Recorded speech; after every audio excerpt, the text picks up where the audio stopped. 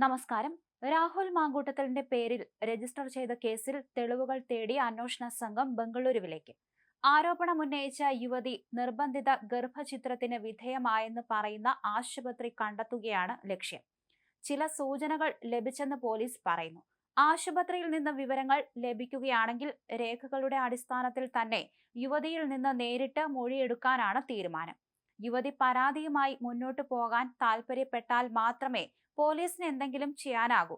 അല്ലാത്തപക്ഷം രാഹുലിനെതിരായ case അപ്രസക്തമാകും. Rahul മാങ്കൂട്ടത്തിലിന് social മീഡിയയിൽ വീണ്ടും താരപദവി കിട്ടുന്നുണ്ട്. ഓണാശംസയടക്കം 10,000 ലൈക്ക് ചെയ്തു. രാഹുലിന് അനുകൂലമായ പോസ്റ്റും കൂടുന്നു. ഈയൊരു സാഹചര്യത്തിൽ അതിവേഗ നടപടികൾക്ക് പോലീസിൽ രാഷ്ട്രീയ സമ്മർദ്ദമുണ്ട്. രാഹുലിനെതിരെ പോലീസ് കേസെടുത്തത് കേട്ടുകേൾവികളുടെ അടിസ്ഥാനത്തിൽ മാത്രമാണ്. ഇരകളാരും പരാതിക്കാരായിട്ടില്ല. ഈ സാഹചര്യത്തിലാണ് ലഭ്യമായ വിവരങ്ങളുടെ അടിസ്ഥാനത്തിൽ ഇരയെ സമീപിക്കാനുള്ള നീക്കം. ഇര മൊഴി നൽകിയാൽ പുതിയ കേസ് രജിസ്റ്റർ ചെയ്യുകയോ കൂടുതൽ വകുപ്പുകൾ ഉൾപ്പെടുത്തുകയോ ചെയ്തേക്കും.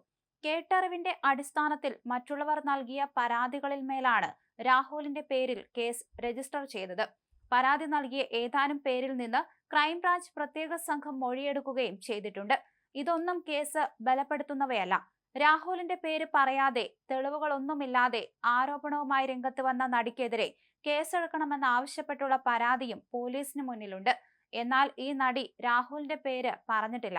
ലൈംഗിക പീഡന കേസിൽ രാഹുൽ മാങ്കൂട്ടത്തിനെതിരെ ഇട്ട എഫ്ഐആറിൽ ഉള്ളത് അന്വേഷകർക്ക് ഇരയെക്കുറിച്ച് ഒരു തുമ്പും ഇല്ലെന്ന സൂചനയാണ്. ഈ കേസ് ഒരിടത്തും എത്തില്ലെന്നാണ് മാങ്കൂട്ടത്തിൽ ഫാൻസ് പറയുന്നത്. എഫ്ഐആറിന്റെ പകർപ്പ് പുറത്തു വന്നിരുന്നു. ഗർഭചിത്രത്തിന് രാഹുൽ നിർബന്ധിച്ചുവെന്നും 18 മുതൽ 60 വയസ്സുവരെ പ്രായമുള്ളയാളാണ് ഇരയായതെന്നും എഫ്ഐആറിൽ പറയുന്നു. Thiruvananthapuram judicial first class magistrate കോടതിയിലാണ് ക്രൈംബ്രാഞ്ച് എഫ്ഐആർ സമർപ്പിച്ചത്. ഇരയുടെ കോളത്തിൽ ഒരാളുടെ സൂചന മാത്രമാണുള്ളത്. ഇവർക്ക് 18-നും 60-നും ഇടയിലാണ് പ്രായമെന്നാണ് വിശദീകരിക്കുന്നത്. അതായത് ആരാണ് ഇരയെന്ന് പോലും പോലീസിന് പിടികിട്ടിട്ടില്ല. എന്നാൽ കുറ്റകൃത്യം വിശദീകരിക്കുന്ന സ്ഥലത്ത് സ്ത്രീകൾ എന്ന് പറയുന്നുണ്ട്. ഗർഭചിത്രത്തിന് നിർബന്ധിച്ചു, സ്ത്രീകളെ ഭീഷണിപ്പെടുത്തി, മാനസികമായി പീഡിപ്പിച്ചു, സോഷ്യൽ മീഡിയയിൽ സ്ത്രീകളെ പിന്തുടർന്ന് ശല്യം ചെയ്തു തുടങ്ങിയ കുറ്റങ്ങളാണ് ചുമത്തിയിട്ടുള്ളത്.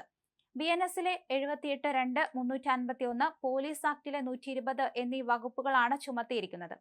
11 പരാതികളാണ് രാഹുലിനെതിരെ ലഭിച്ചിട്ടുള്ളതെന്ന് പുറത്തുവന്ന രേഖകളിൽ വ്യക്തം. ഈ 11 പേരും പീഡനത്തിന് ഇരയായവർ അല്ല, മറിച്ച് മാധ്യമങ്ങളിലും മറ്റും വാർത്ത കണ്ട് പരാതി നൽകിയവരാണ്.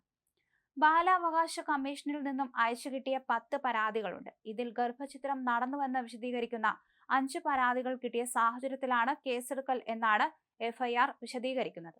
കുറ്റകൃത്യം നടന്ന തീയതിയും എഫ്ഐആറിൽ ഇല്ല എന്നതാണ് വസ്തുത.